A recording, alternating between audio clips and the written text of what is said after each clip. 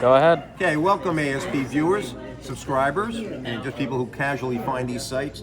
This is a presentation on the Brodie. Now let me explain something about the Brodie helmet. When I was about 5.5 years old, I found a Brodie shell in my uncle's garage. And he had worn a Brodie, he had been a member of the 2nd Polish Corps, the Anders Army, so he knew what it was. He immediately painted it silver, attached strings to it, and used it to carry small parts. But that was my introduction to the Brodie. All right, when World War I broke out, so many people getting head injuries, the French went to what's called the Adrian Helmet.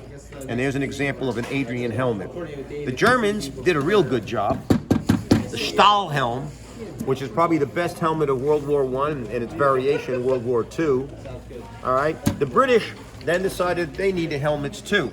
And the story goes that they had a wash basin that guys would use to wash their hands and face, and somebody wrapped it around his head with some towels, and they decided maybe they could just make them.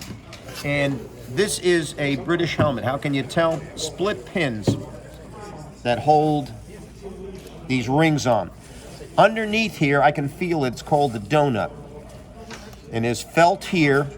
The donut, which is supposed to make it feel more comfortable. And beyond that is asbestos, which is very important. You don't want to be messing with these things. So the asbestos, after 100 years, is very fragile. And if that gets in your lungs, it can ruin your life. Now, when the Americans came, this is an American helmet. Why? Because it's got the 27th Division New York markings. And this one in particular, you can see the donut because the felt has worn away, and you can also see the asbestos. A real problem with all these helmets is they fall apart. They were not made to last 100 years. They were for the war to end all wars, and they really take a beating just with aging process. So this is a British helmet again. You see the split pin. All right. So we then decided we would make our own helmets. And this is an example of an American helmet. And amazingly, it still is in fairly decent shape. And you're gonna look at this and go, this is decent? Yes. For 100-year-old helmets, yes. And we eliminated the asbestos and we eliminated the donut. We just put felt in here, and this is called oilcloth, and a leather strap, and these things just rot away. They take a real beating. Now, I got this one from a reenactor, this helmet here. And this one he had restored. This is what they looked like when they were brand new, okay? Now you will notice the little rivet. That's the sign of an American helmet, okay? American-made shell. It has a round rivet. This one had it also, all right? But you can see the condition of what it looked like when they were brand new. And I'll get into how you can make one brand new, all right? So we'll flip that over. This is what's called the Kelly, all right?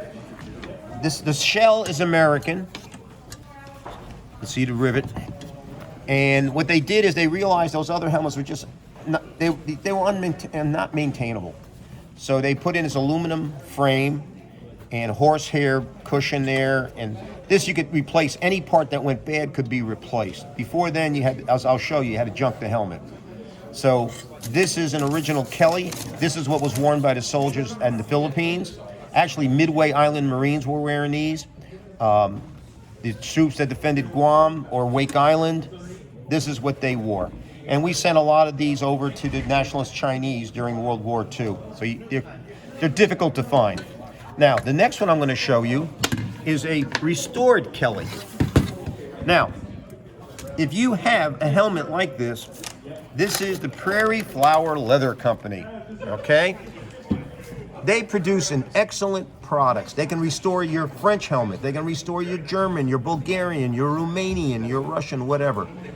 They are a really nice people to work with. I strongly recommend you go to their website and see all the things they make. And if you want to restore a helmet, that's what you're going to have to go to. These are the people. Now, over here, I'm going to demonstrate some helmets that are more typical of what you keep running into. This is the condition. These are the kind of helmets you would probably want to restore. You can see here, it's rotting away, the leather. The chin straps famously break off. And you can see the solid head here. So these are American shells, okay? And there's that little paper tag that was found on the originals. And this one here should be the same thing, I think. This one here is I don't know why this one here seems to have asbestos, even though it's an American helmet. You can see by the dot. That seems to have asbestos, but no donut. And the strap is still there, but not exactly in great shape. And I'm sure if I pulled on it, it would probably snap. Now, the next helmet I'm going to show Brodies are World War II British Mark II Brodies. The net was very common in Europe, in North Africa. They just painted them sand. You will notice that they've gotten rid of the leather. They have a cloth strap, and in the center here, they got oilcloth and this big rubber cross in the middle. And it's a far more comfortable helmet. If you're going to do reenacting, I always recommend get a British helmet because they're more comfortable and most people don't know the difference. When I was a school teacher and I did World War I used to pass this around. I wasn't afraid of the kids getting asbestos or getting it damaged. They can take a real beating. The helmets after the war were used by the Israelis. They were used by Pakistan, India, South Africa, Rhodesia. They got a lot of use. But you will notice the black. Now, this is the strap. It's still got some elasticity in it, okay? And some kind of crazy markings, which I have no idea what they mean, whether it's a guy's name or a unit or whatever. Maybe one of our ASP viewers can tell us. This one here is also has a different suspension, sorry, chin strap, but it's also cloth. And it has, you can see, this is a Mark II. It has the rubber piece in here, and this is sort of a rubber on the outside rather than the oilcloth that you had on the previous helmets. Now, for all my ASP viewers out there, this is where we need some help. I need some help from you guys. This helmet here is marked Warden, okay? When I flip it over, it shows British split pin, and it's got a cloth chin strap. There's no donut in there, and I found out that air raid wardens in Britain, their helmets tend to be painted a bluish color with a big W on it.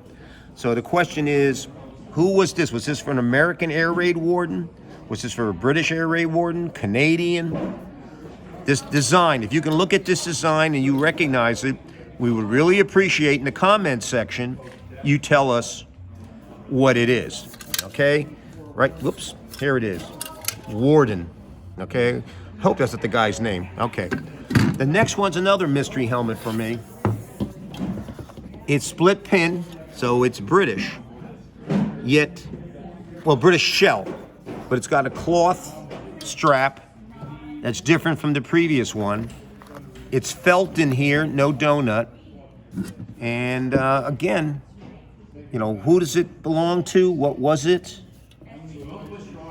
If anybody of our viewers knows more about it than I do, because I am not a collector of these, I just, when they're cheap and I saw them, I bought them. Thank you, ASP viewers. That's a parade helmet. When they got back, they put their unit markings on them. Okay. Yeah. Jersey Lightning? Yeah, Jersey Lightning, the 78th Division.